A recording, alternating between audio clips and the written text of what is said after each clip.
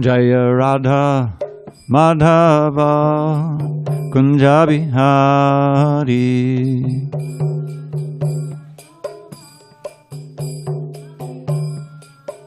Jaya Radha Madhava Kunja Bihari.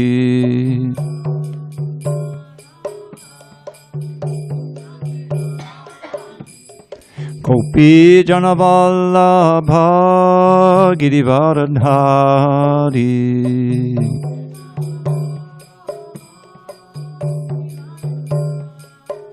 Jai Gopi Janavallabha Girivaradhari.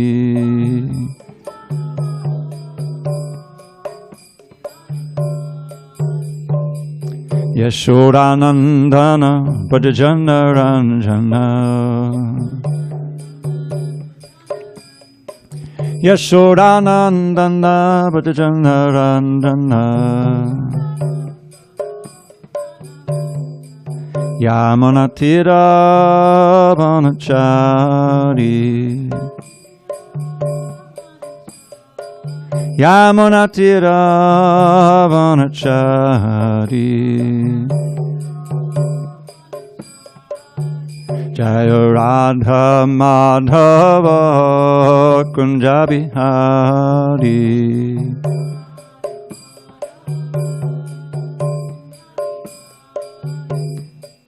Hare Krishna, Hare Krishna, Krishna Krishna, Hare Hare, Hare Rama, Hare Rama, Rama Rama, Hare Hare.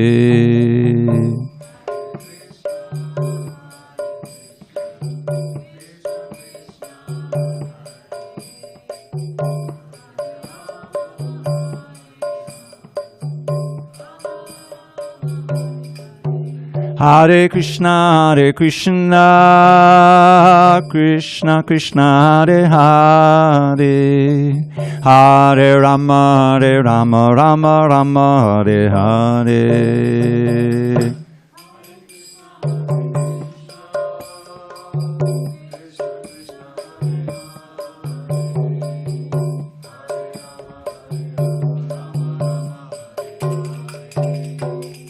Hare Krishna, Hare Krishna, Krishna Krishna, Hare Hare, Hare Rama, Hare Rama, Rama Rama, Hare Hare.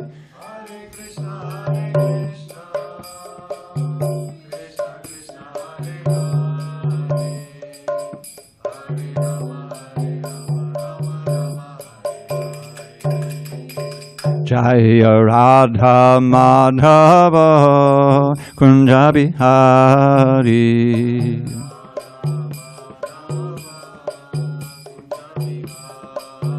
Jaya Radha Madhava Kunja Bihari.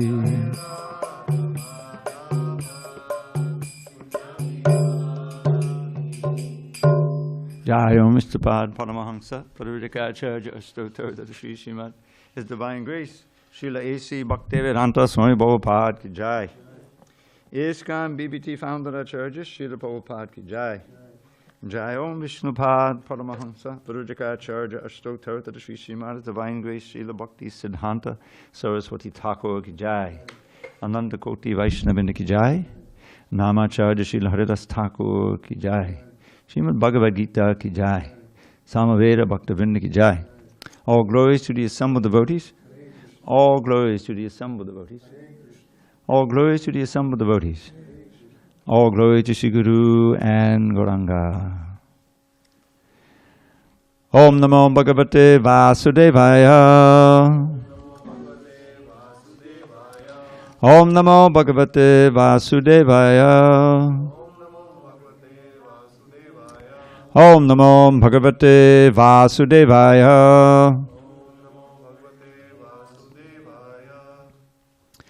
On this 23rd day of March 2022 in San Diego, we're reading from Srimad Bhagavad Gita as it is, translation and commentary by His Divine Grace A.C. Bhaktivedanta Swami Prabhupada. We're in Chapter 2 entitled Contents of the Bhagavad Gita Summarized, And we're in text 62 on the bottom of page 128. Right? Okay. Dhyato Vishayan Pungsa Sangas Teshu Pajayate Sangat Sanjayate Kama Kamat Krodho Abhijayate Dhyato Vishayan Pungsa Sangasteshu Bhajayate Sangat Sanjayate Kama Kamat Krodho Bhijayate Dhyayato Vishayan Pungsa Sangasteshu Bhajayate Sangat Sanjayate Kama Kamat Krodho Bhijayate Dhyayato Vishayan Pungsa Sangasteshu Bhajayate Sangat Sanjayate Kama Kamat Krodho Bhijayate. Go ahead, Anand. Dhyayato Vishayan Pungsa Sangasteshu Pajayate Sangat Sanjayate Kama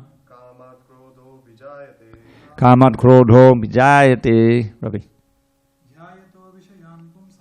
Dhyayato Vishayan Pungsa Sangasteshu Pajayate Sangat Sanjayate Kama Kamat Krodho Vijayate. Ladies? Dhyayato Vishayan Pungsa Sangasteshu Pajayate Sangat Sanjayate Kama Kamat Krodho Vijayate. Anyone on Zoom land? Dhyayato Vishayan Pungsa Dhyayato Vishayan Pungsa Sangasteshu Pajayate Sangasteshu Pajayate Sangat Sanjayate Kama Sangat Sanjayate Kama Kamat Krodho Vijayate. Kamat Krodho Vijayate. Dhyayataha, while contemplating. Vishayan, sense objects. Pungsaha, of a person. Sangaha, attachment. Teshu, in the sense objects. Upajayate, develops. Sangat, from attachment. Sanjayate, develops. Kamaha, desire. Kamat, from desire. Krodaha, anger. Abhijayate, becomes manifest. Translation. While contemplating the objects of the senses, a person develops attachment for them. And from such attachment, lust develops, and from lust, anger arises. Purport.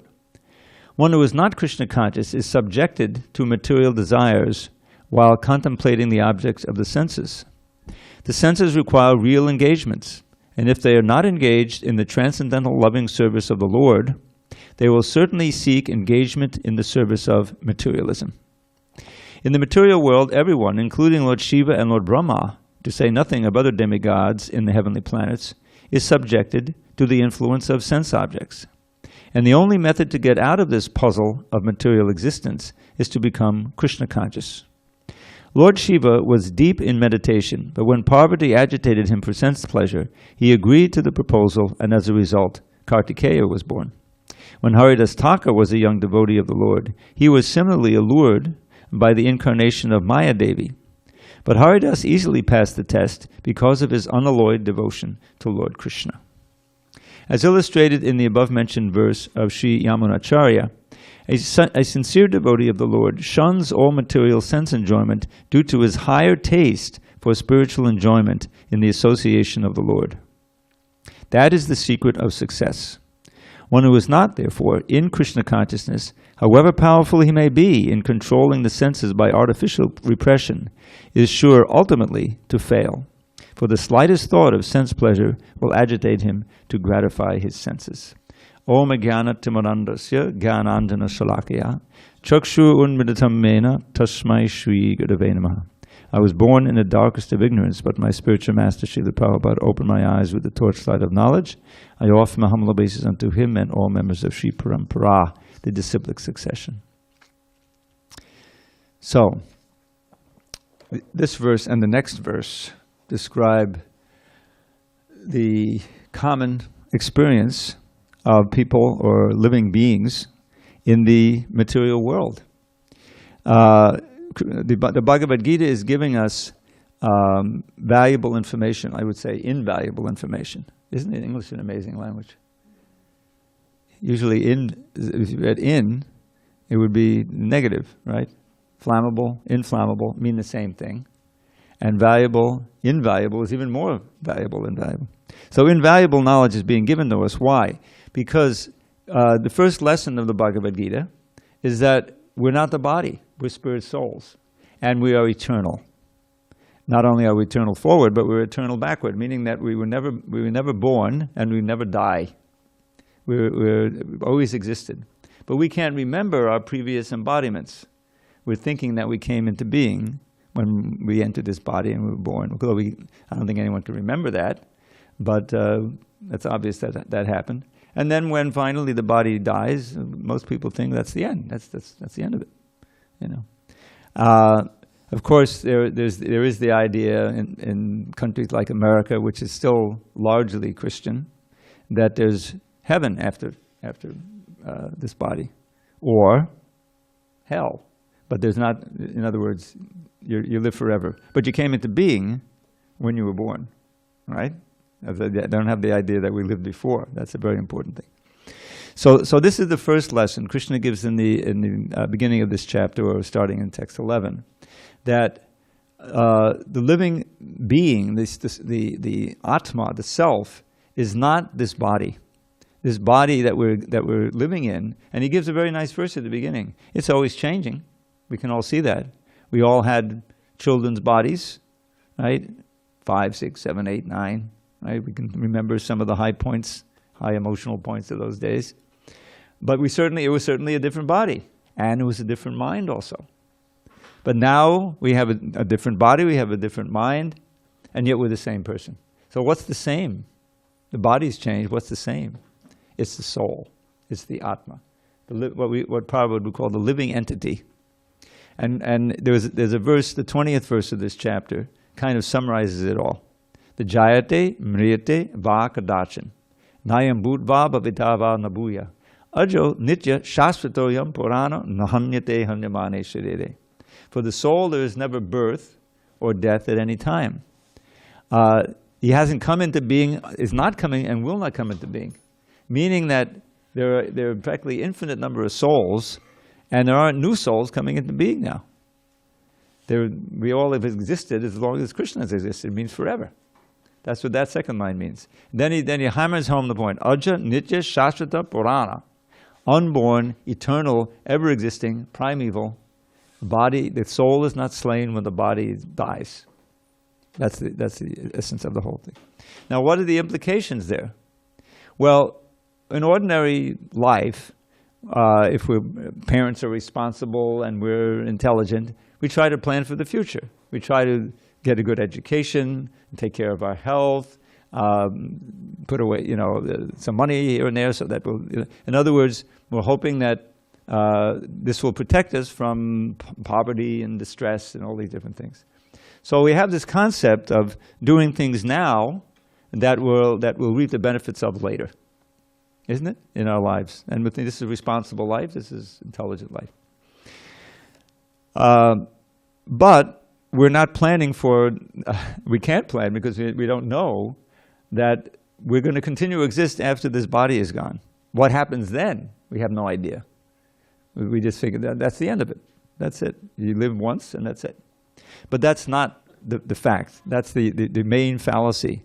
And the Vedic culture and the Bhagavad Gita is the essential book of knowledge. It's an Upanishad, really, that distills this essential Vedic knowledge by which we can plan for our eternal welfare, which is really what we should do. This is the most logical thing to do. So this verse that we've read today describes an ordinary experience that most of us have had. Dhyayato vishyan pungsa. Pungsa means a human being. Or any living being, but here it says embodied human being. Dhyayato vishya means to meditate or contemplate the object of the senses. So it could be something to eat, it could be the opposite sex, it could be something, anything of a million different things that's enjoyable. Say. And by that contemplation, sangha develops, attachment. I like to point out this is the science of advertising, is that they try to plant a desire in your heart. Whether it's a billboard or some website or whatever it is, they get a sight and sound, preferably, and in this way they plant a desire seed in your heart. You know, and it doesn't fructify right away. You probably forget about it, but the next time you want to buy coffee, you know, you think, yeah, I think I'll try this coffee. You may not even forget the advertising because it's planted. So that's what's happening. Attachment develops by contemplation of enjoyable things. We've all had that experience. And sangat sanjayate kama. Now this has two meanings. Oftentimes this phrase is pulled out and quoted in and of itself as a motto. Because sangha can mean not only attachment, but it can mean association. Because, just like we have the famous satsang, that's probably an English word by now. It's probably in the dictionary.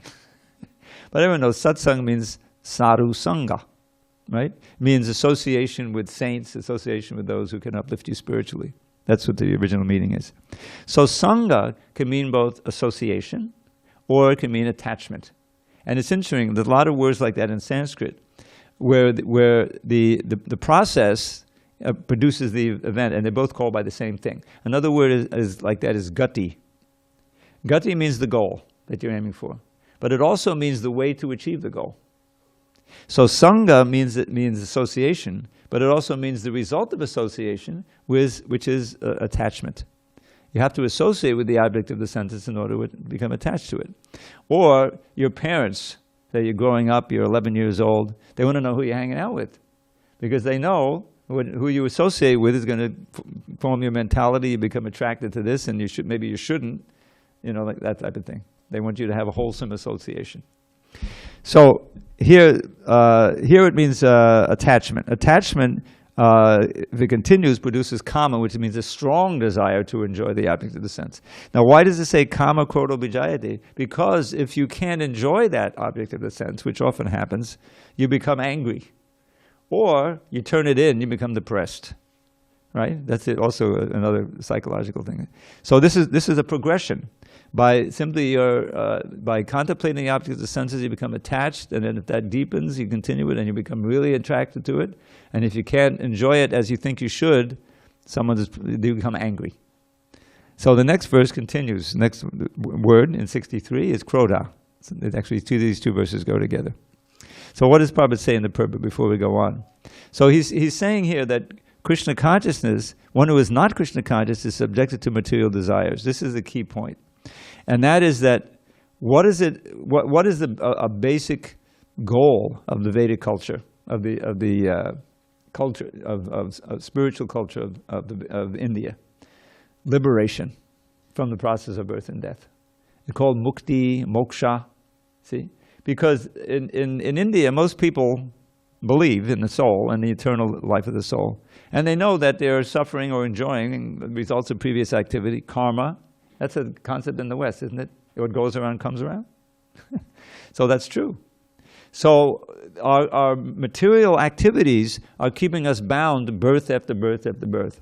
And birth and death, old age and disease, are not fun. I can tell you by my own experience, I'm getting old now. And I can't do the things I used to be able to do.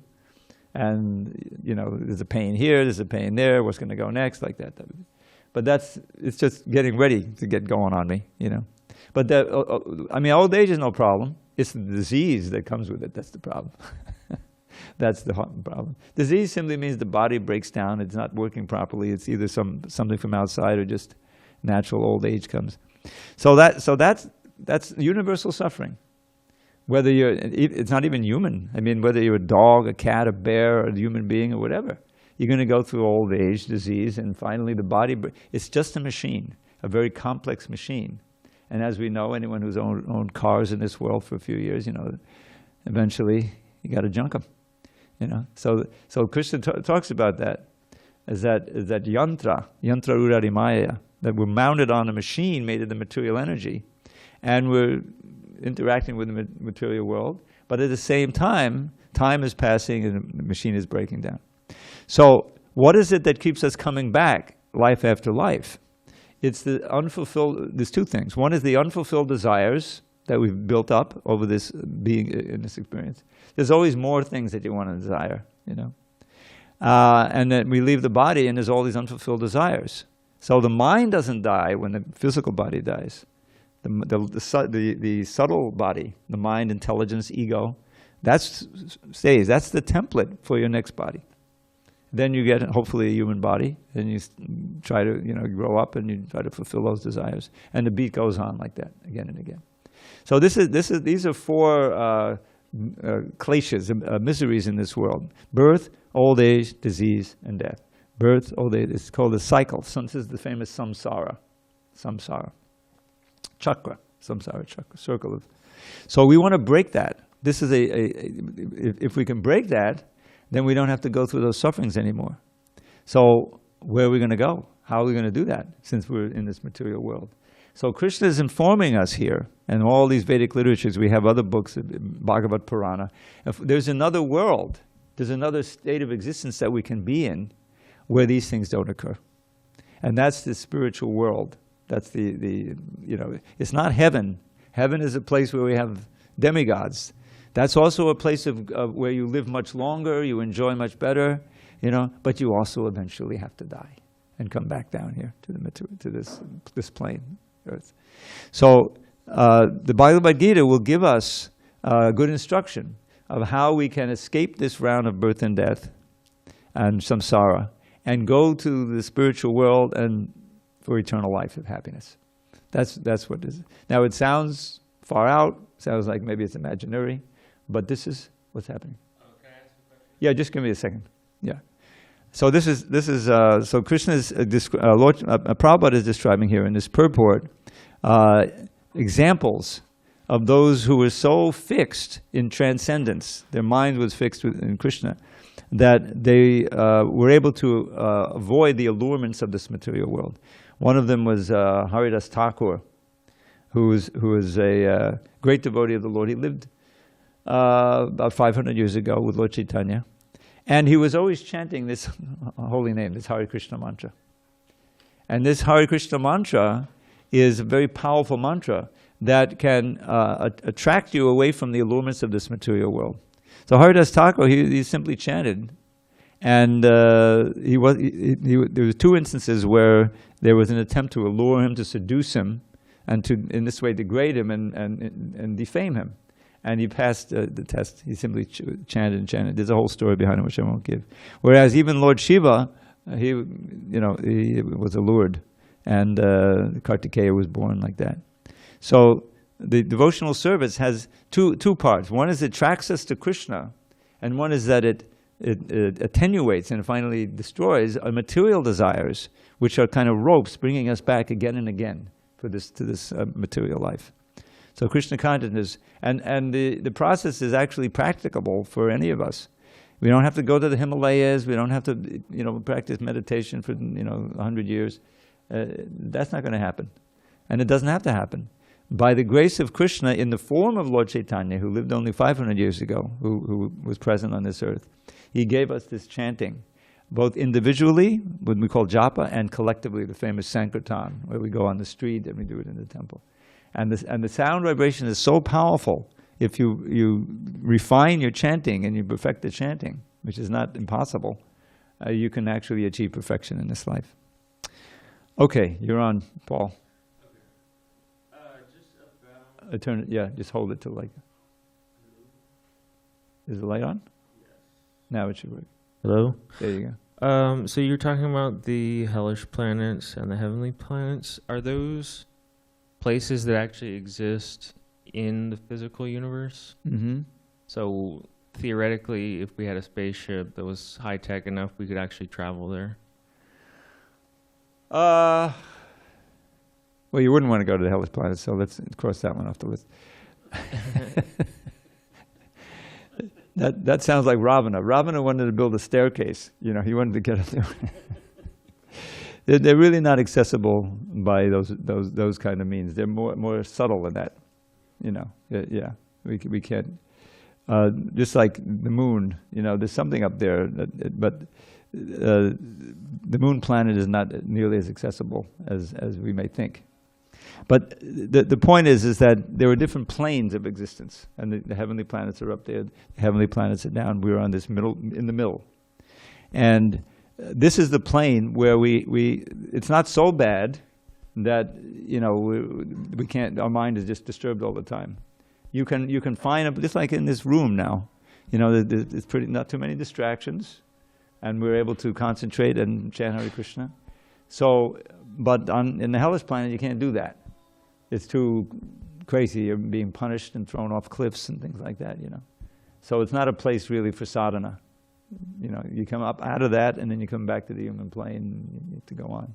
But the idea is that we don't want to waste time. The human form of life is rare. That's not a mystery.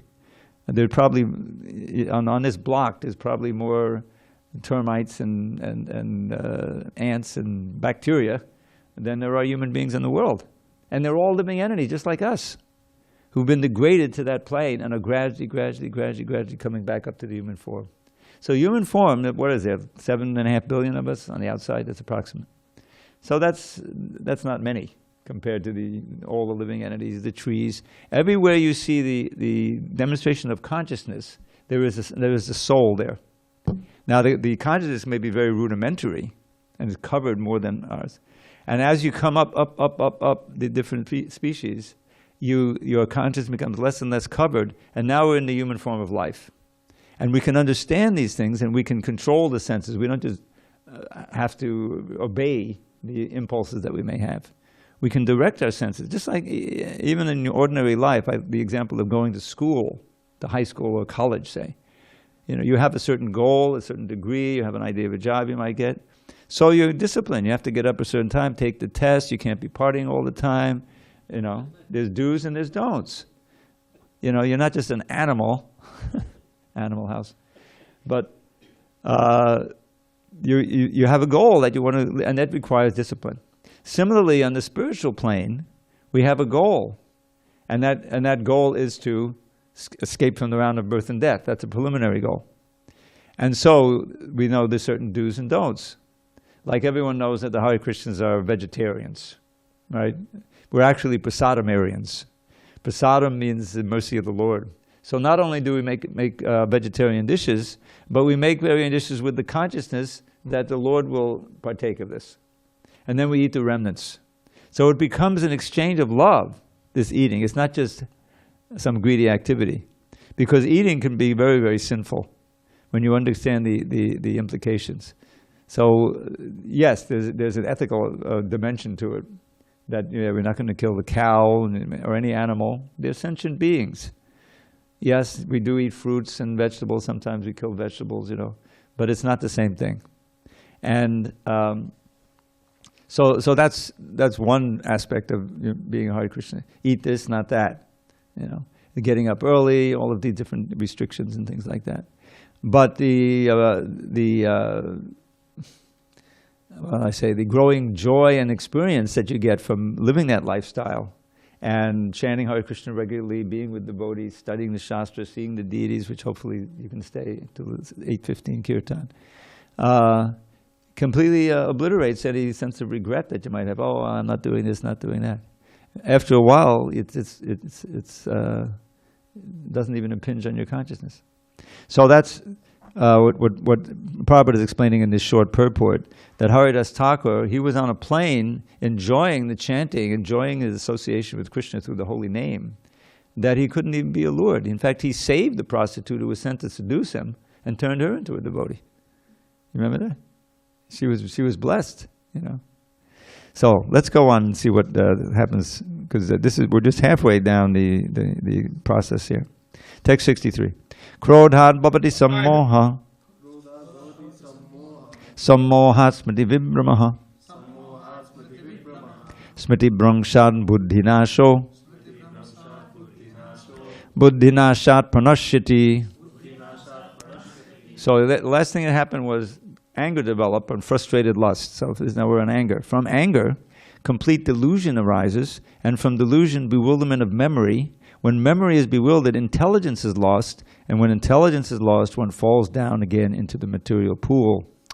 Purport: Srila Rupa Goswami has given us this direction: Prapan tikataya buddhya harisambandhi vastunaha mumukshubi parityago vairagyam palgukatyate. Bhakti Rasamrita Sindhu 1.2.258.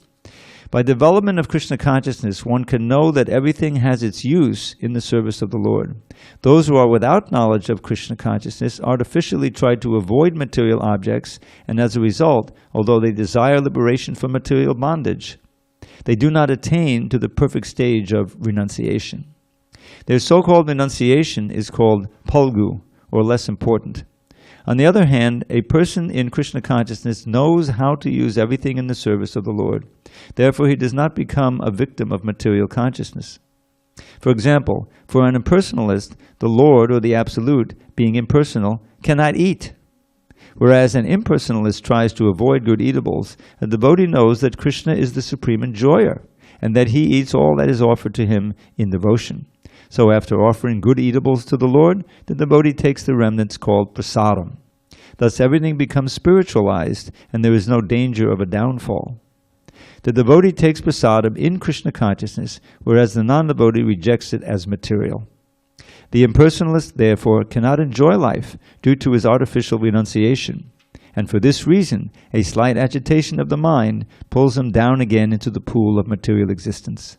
It is said that such a soul, even though rising up to the point of liberation, falls down again due to his not having support in devotional service.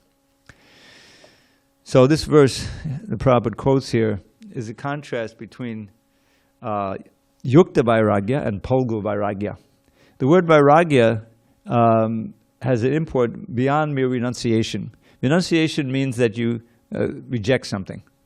You don't want it anymore. You know, get it out of my sight. But vairagya means detachment.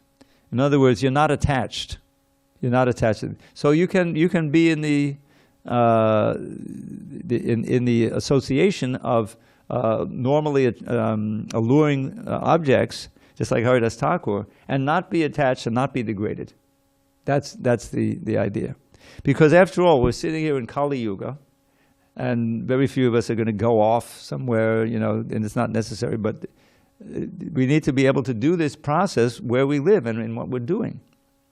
And so detachment is more important than renunciation, which literally means giving up. Renunciation means it's tyaga, and the detachment is vairagya, absence of attachment. So the other verse, the companion verse to this in the Bhakti Rasamrita Sindhu is anasaktasya vishayan yatarham upayunjita nirbandha krishna sambandhe yuktam vairagyam uchate.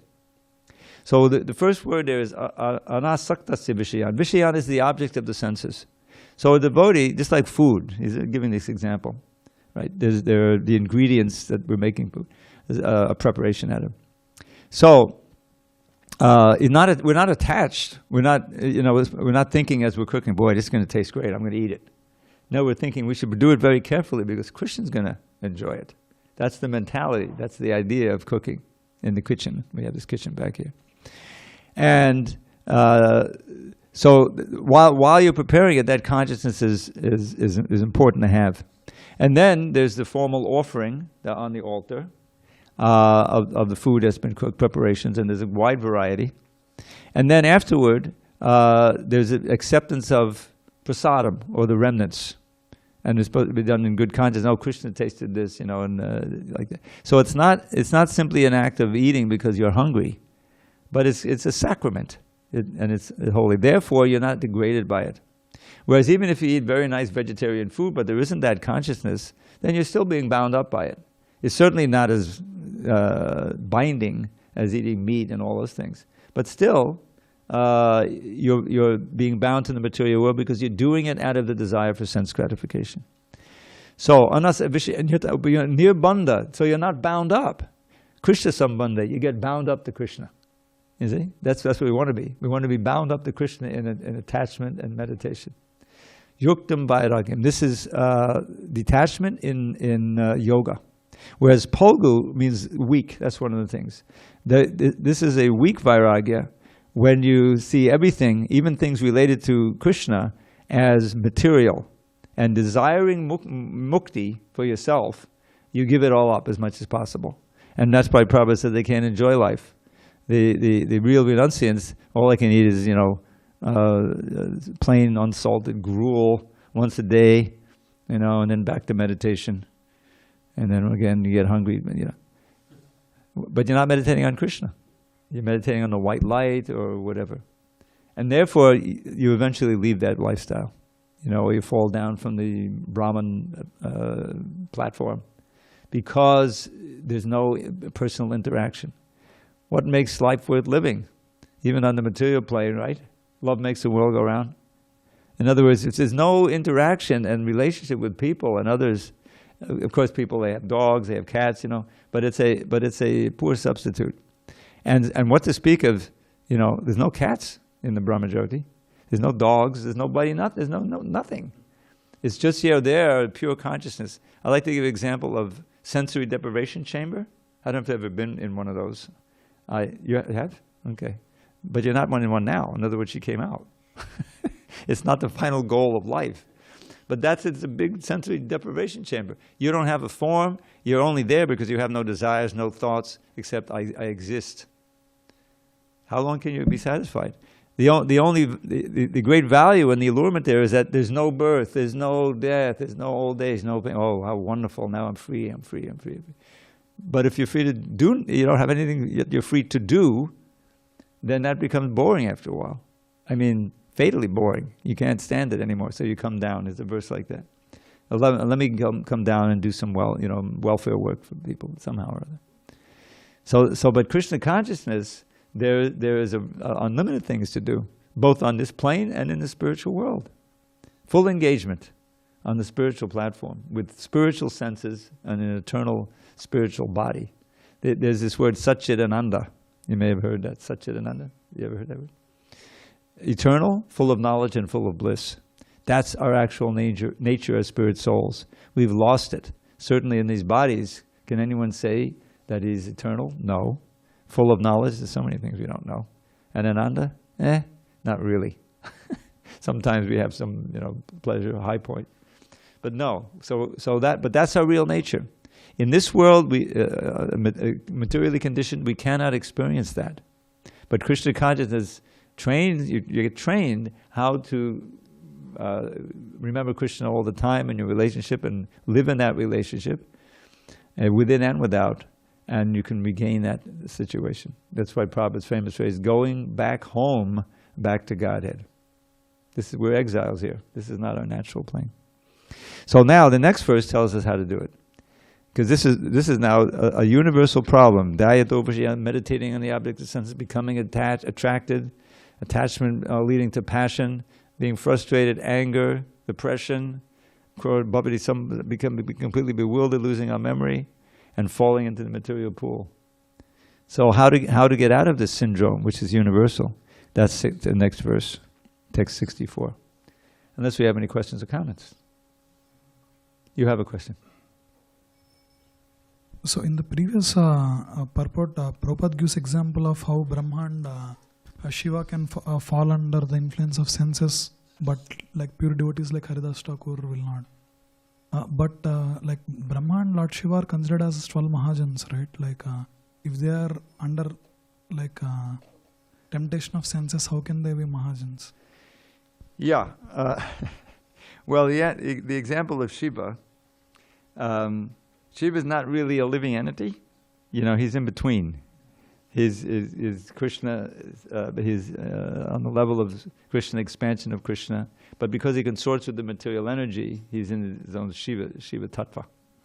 Lord Brahma, yes, he's the head of our sampradaya, but at the same time, the story is, when he was first born, when he came, after lotus, he also was attracted, this whole thing. So the idea is that, even Brahma and Shiva, and show that they also, become attracted. But the Mahajans, such as Haridas Thakur, Prabhupada said Haridas Thakur was on a higher plane of devotion than even Lord Brahma. Of course, he's known as Brahma Haridas. He's an expansion of Brahma. It gets kind of complicated.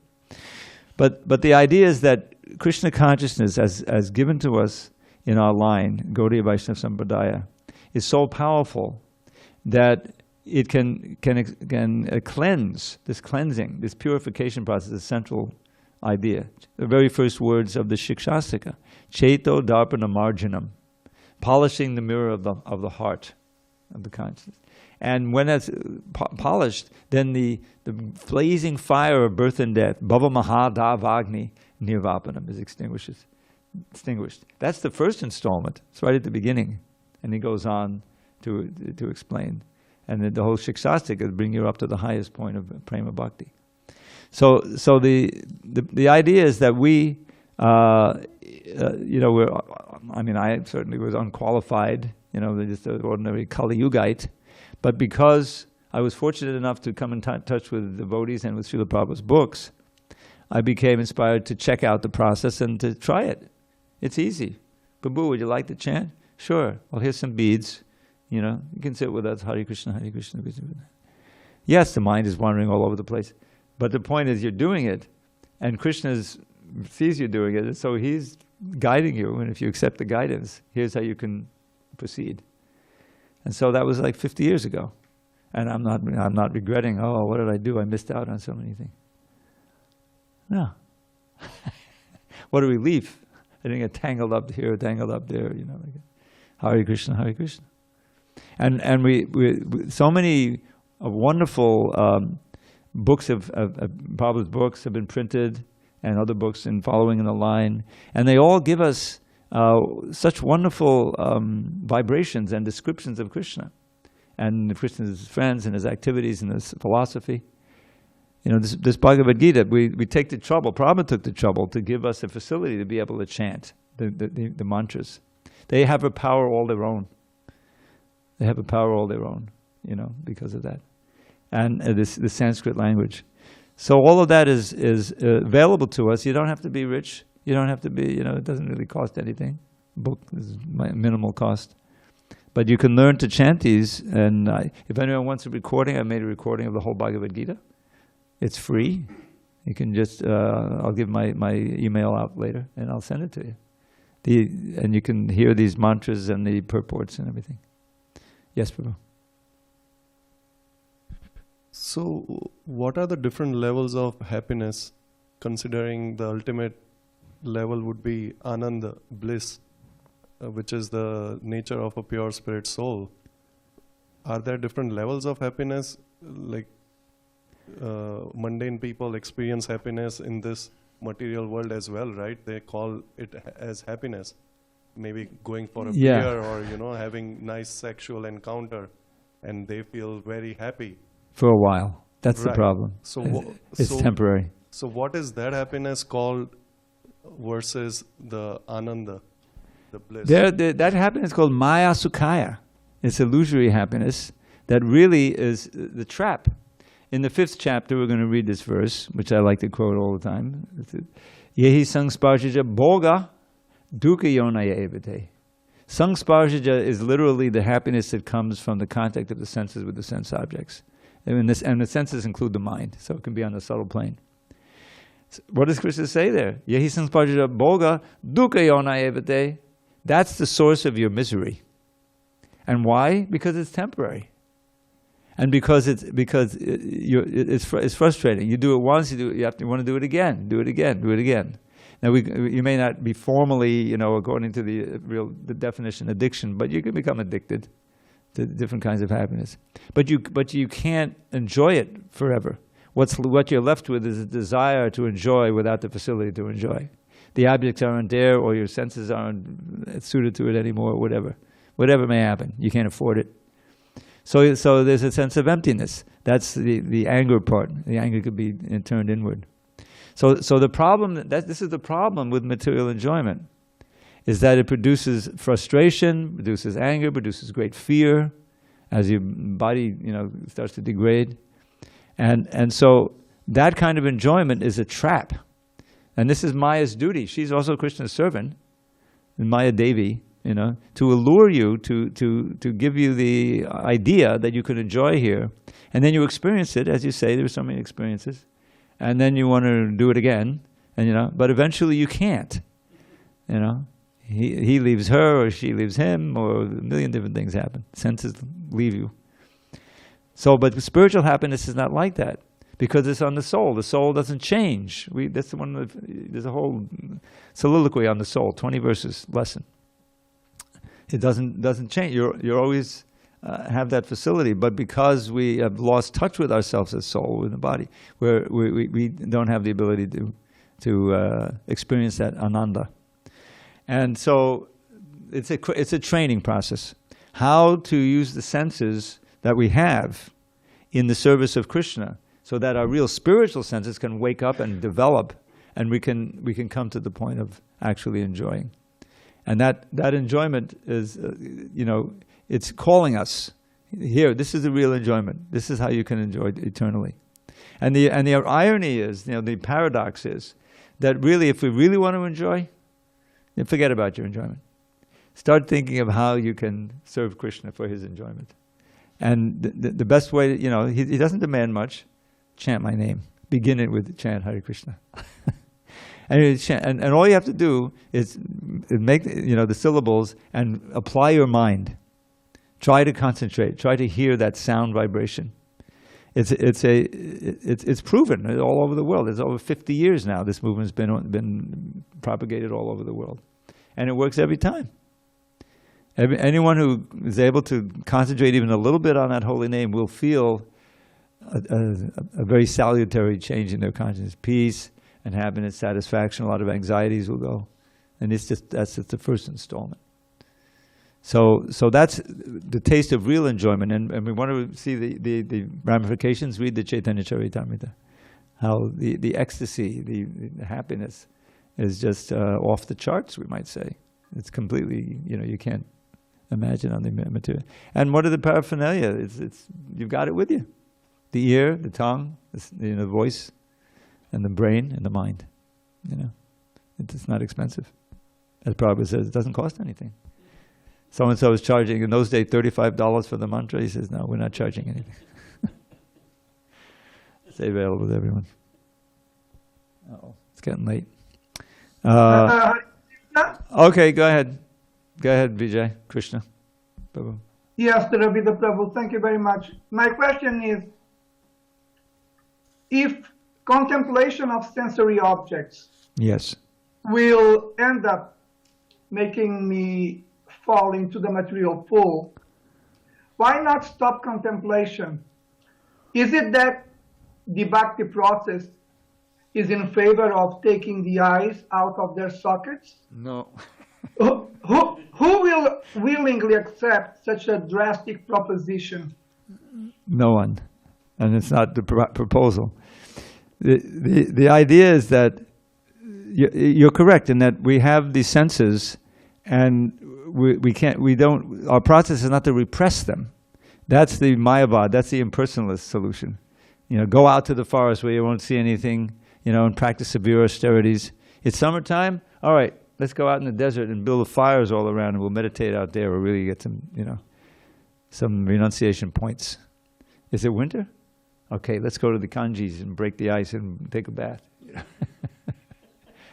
That's extreme. It's not necessary, and it's not our process. We have austerities to perform, but they're feasible. That's why we have 60,000 devotees around the world.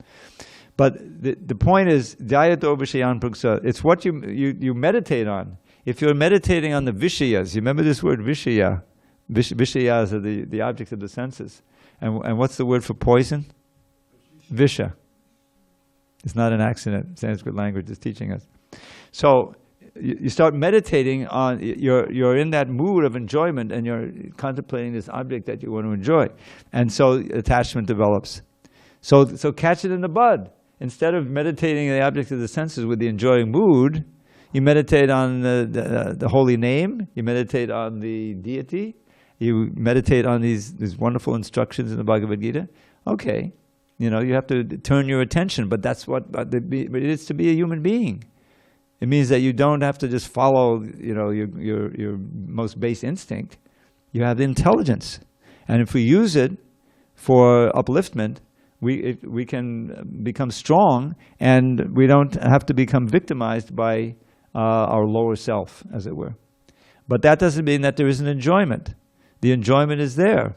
And we had this wonderful festival up on Laguna Beach this last weekend, and mostly it was just chanting Hare Krishna, but it was very ecstatic. There's music, there's dance, there's the deities are there. It was just wonderful. And festival, we have to get into the schedule again. There's supposedly a Ratha Yatra maybe coming up next month, right? It's this is what we used to have them before the pandemic. So we're going to decide whether we have that in the park. I don't know, you've ever been to one of those? Not here, yeah. So we'll see. But the festival, Janmashtami, there's always festivals coming up. And that's a great a chance to serve more and get more into the mood and glorify the Lord and become ecstatic. So we're enjoying beings, but if we try to enjoy separately from Krishna, we're going to suffer like anything. That's what this Yehi Sangs Bhajita Boka verse is. So and another verse there, just before that, it says Yehi Sangs Bhajita, how does it go? Oh, okay. I surrender. Let me look it up.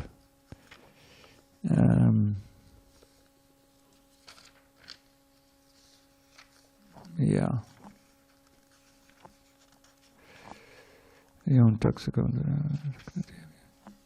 Bayasparsheshu asaktatma vindityatmana yat sukham sab brahma yoga yuktatma sukham akshayam ashnute. A liberated person is not attracted to material sense pleasure, but is always in trance, enjoying the pleasure within. In this way, the self-realized person enjoys unlimited happiness, where he concentrates on the Supreme. And then that verse from Vimunacharya is quoted for the second time in this purport, which we won't go into in a minute. So, Bayasparsheshu asaktatma, he doesn't get attached to the sensations of sense gratification. Bayaspar asaktatma, vindatyapana yatsukam, he's enjoying the atman, the happiness that comes from Krishna consciousness. Brahma yoga yuktatma, the soul is linked in yoga to Brahma, means this pure spirit, Krishna. And therefore, sukham akshayam ashnute, enjoys unbreakable happiness. This is the difference between maya sukhaya, sense pleasure, and transcendental spiritual pleasure. It's akshayam. It doesn't end. And there we have, in the purpose of the next verse, Ramante yogano anante satyanande chit atmani iti ramapadenaso param brahmamidiyate. The mystic yogis, that's the devotees, derive unlimited transcendental pleasure from the absolute truth, Krishna. And therefore, the supreme absolute truth, the personality of God, is known as Rama. That's the other name for Krishna that we have here. Rama means the supreme enjoyer, the fount of unlimited transcendental bliss. And we can dive into that fount by becoming devotees of Krishna, beginning with chanting the holy name. Okay, it's 8:10. We have to adjourn. Thank you for your attention. We will proceed to have our arati ceremony and kirtan. All right. So we'll begin on Monday. We never did get to Raga Dvesha Vimuktais too. Okay.